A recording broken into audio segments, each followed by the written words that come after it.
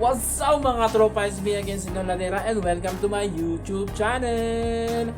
Sa video nito mga tropa, samahan nyo ako, gagawa tayo ng simpleng bistik na talong na talagang magugustuhan ninyo. Kung sawa na kayo sa mga karne, eto na.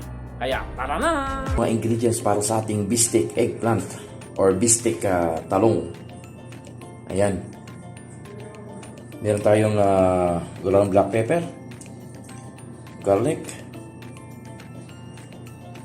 yung lemon juice, onion, eggplant. Kita nyo, eggplant dito, malalaki, no? Malalaking talong dito. Soy sauce, kahit anong soy sauce pwede yung gamitin dyan. At hindi mawawala ang magic sarap. Gagamitin tayo dito ng cooking oil, ha? Sa pagluluto. Mga tropa, since may itang kawali, mag-prito na tayo. Pag mag-prito tayo, unahin natin yung likod. Kasi pag ito inuna natin, kakainin ng mantika ng sobra-sobra.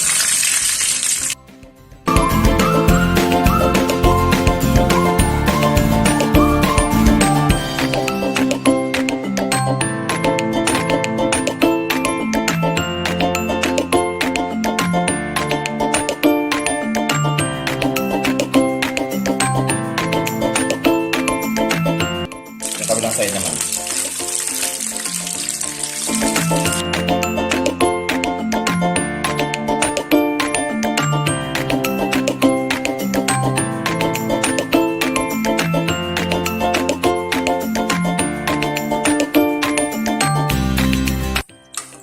Golden brown na siya. Tanggalin natin.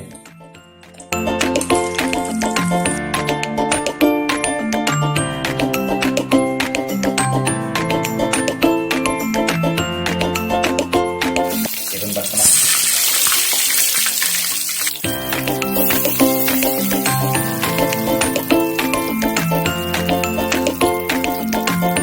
Ayan mga tropa. Tapos tayo magprito. So yung pinagpritohan natin ng talong, gigisa natin yung sibuyas. Yung kanya, no?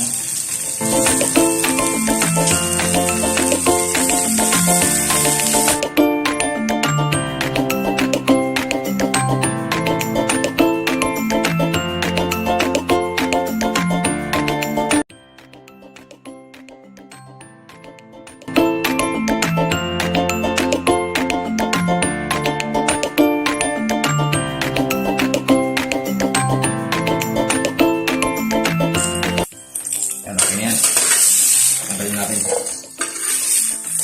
Set aside natin ito, ha. Tabi muna.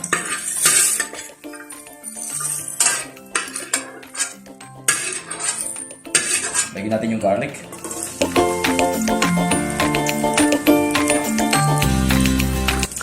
Ayan.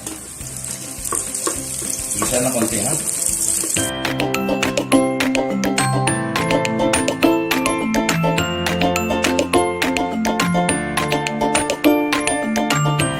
Sinod na ang sibuyas. Yung ginahit natin ng maliliit.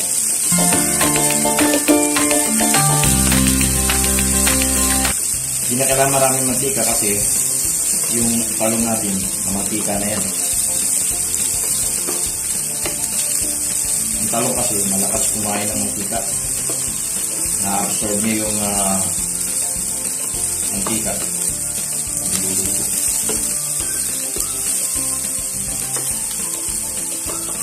After niya, pwede niyang ilagay yung ating eggplant.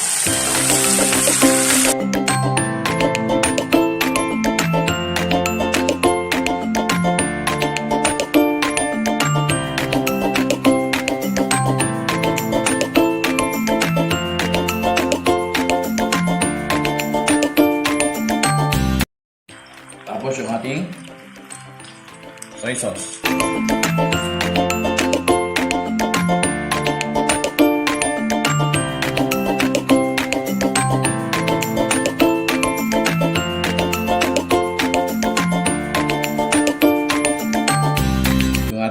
Ground black pepper.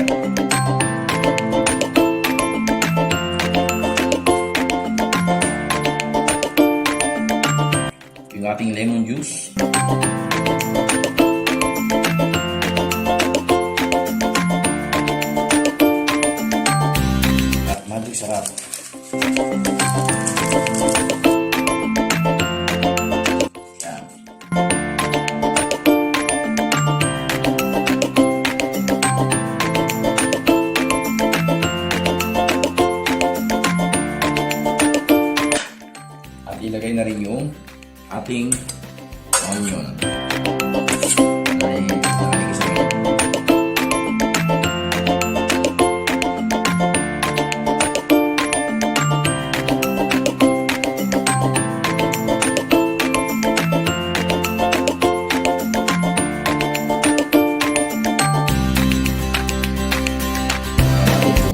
lasa ha.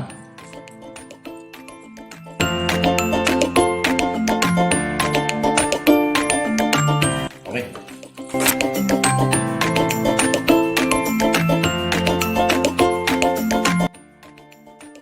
Okay na ang ating bistik.